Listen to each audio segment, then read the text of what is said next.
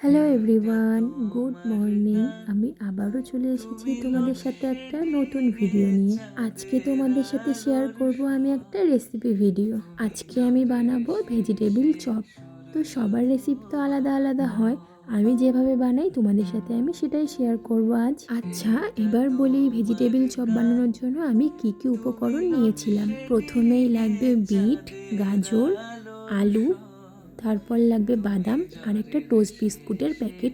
আরও বিভিন্ন ধরনের মশলা লাগবে, সেগুলো আমি তোমাদের সাথে আস্তে আস্তে শেয়ার করছি। প্রথমেই আমি এখানে বিট আর গাজরগুলোকে ছাড়িয়ে নিচ্ছিলাম। রূপসায়রের জল, আলগা ছুটির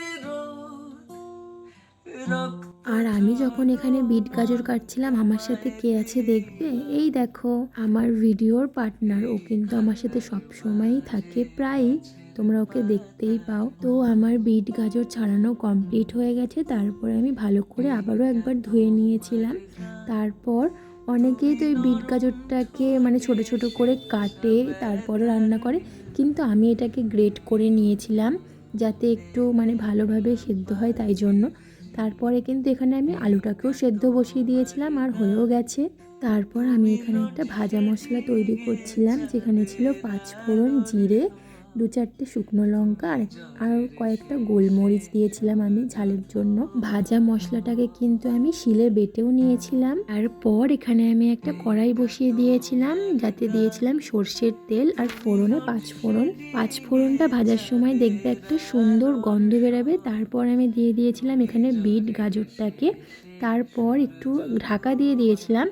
ঢাকা খোলার পর আমি দিয়েছি নুন, চিনি, এইসব দিয়ে আস্তে আস্তে করে নাড়াচাড়া করে নিয়েছিলাম।